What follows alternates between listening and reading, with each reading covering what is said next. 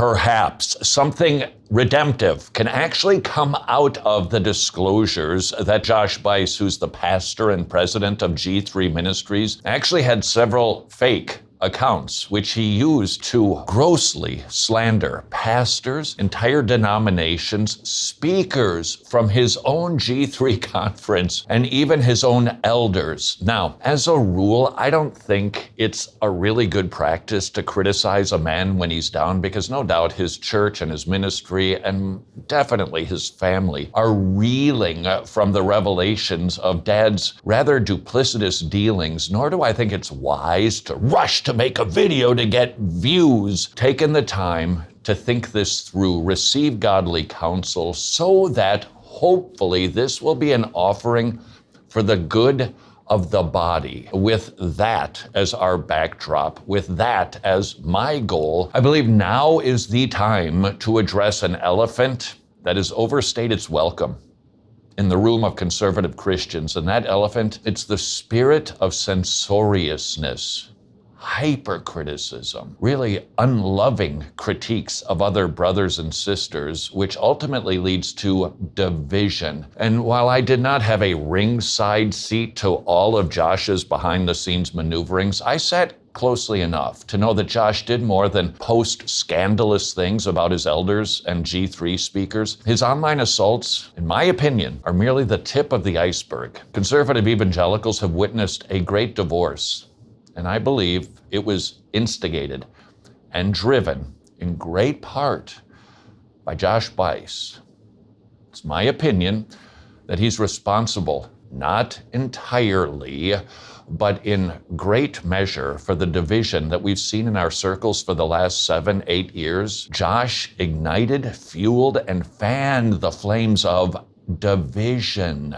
And I think the recent revelations have made that clear. Josh relentlessly sought to cause division among friends. And this has been devastating to the body. And we have all been the losers in this game of division. Please note, not all, but most, whatever percentage that is, most of these divisions can be traced directly to what is known as the Dallas Statement on Social Justice and the Gospel, which was organized by Josh Buice, who was also the organizer of the original Dallas meeting, which I attended. And to be sure, there are today some men with whom we should have divided regarding CRT. That is certain, but Josh led the charge to divide with brothers who, for the sake of their own ministries, for the sake of their own consciences, refused to sign the statement, or they refused to be as publicly outraged about critical race theory as Josh determined we should be. And I think it's also worth noting that while G3 claimed to be a sub-church ministry, that it comes underneath local churches to support them and not tell them what to do or believe, I think Josh did exactly that. No quarter was given. To be clear, I affirm everything in the statement. I don't have an issue with the statement. I'm just saying this is what the statement was used for: division. And I think this is evident as you examine the speaking roster of G3. Men who were once speakers were no longer invited to participate. Why? Because they did not sign the Dallas Statement, and they were considered compromisers, if not outright woke. I was one of them, but I wasn't alone. And while I can't speak for every person that Josh led us to believe are woke, I can't say that because there are some people that it's been disclosed have been woke, but not all of the brothers who refused to sign the Dallas Statement are woke. And I know that because, well, I called them and I asked them, and they're not woke. Not all of them. Might we have disagreements with these men on some of the nuances of social justice? Yeah, but should we separate from these men with whom we don't see eye to eye on every jot and tittle?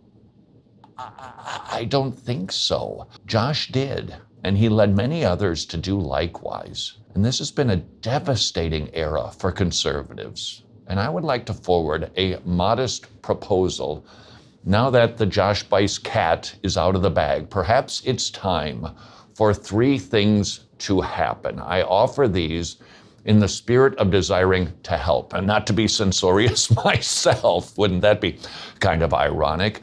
But to offer help for the building up of the body in love. Glean these as you see fit. Let's start, number one, with asking the question, if Josh Buice pretended to be someone else online in order to slander his own elders and speakers from his own conference, shouldn't we now assess the damage he caused and ask if we were misled by a man who was willing to cause division at virtually all costs? Just asking. Second, well, I can't say that we should reconcile with each and every person who didn't sign the Dallas statement. That's, I think, pretty obvious, but perhaps we can enjoy fellowship and be blessed by brothers who simply didn't sign the statement for the sake of the ministries that they're charged to protect, or it violated their consciences. I think we have enough distance now in the rearview mirror to conclude, well, these guys are really conservative, and they're persevering, and they're doing really good ministry. And yeah, I disagree with them on maybe this or that, but maybe they're not woke. And maybe, just maybe, we can enjoy unity with them again and be blessed by them again. Third, can we please stop, all of us, stop contributing to the toxic tone and tenor of our online conversations with fellow believers? Can we please stop following, listening to, and subscribing to those who are willing to throw down the gauntlet regarding any and all disagreements? Gossip requires a host. And if we're not willing to play the host, then gossip, it's just not going to find a home. It can grow no root. Factiousness blooms because of gossip. And it's warned against repeatedly in Scripture. And it's time for us, all of us, myself included, to heed those warnings. So when you hear a man or woman who's willing to criticize with little or no charity, an Orthodox brother, look, I'm not talking about all discernment. I'm not talking about calling out heretics, nor am I even talking about not debating with our brothers and sisters about theological issues if it's done lovingly. I'm not talking about any of that. I'm talking about the machetes that are wielded against our brothers and sisters, which would give the world the impression that we don't love each other. We seem to really resent one another. If you're listening, watching those types of conversations, might I encourage you to consider unsubscribing? Or if it happens to be in polite conversation, politely dismiss yourself. Maybe it's time to stop reading all of the online brawls that seem to explode every day on X. Stop, please, following those who sound and write like, well, Josh Buice. We can put this era behind us. We all need to do better at this, including me. It ain't easy to be conservative and charitable simultaneously. But that's what we're called to. And perhaps this is our wake-up call. Perhaps this revelation, it's given us the opportunity to stop being unnecessarily divisive. Perhaps this debacle has given us an opportunity to re-examine some of our evangelical divorces and perhaps restore some relationships that should have never been severed.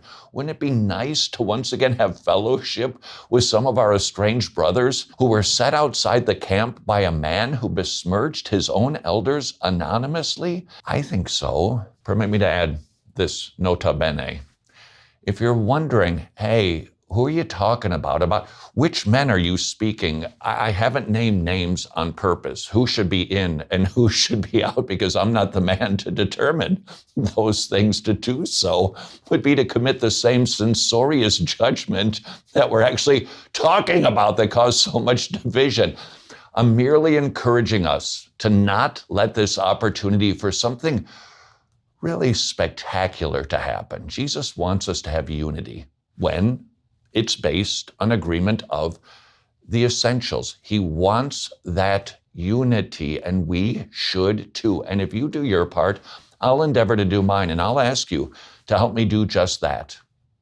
We do need to correct, exhort, and even rebuke one another. I invite that, but let's do that while speaking truth in love.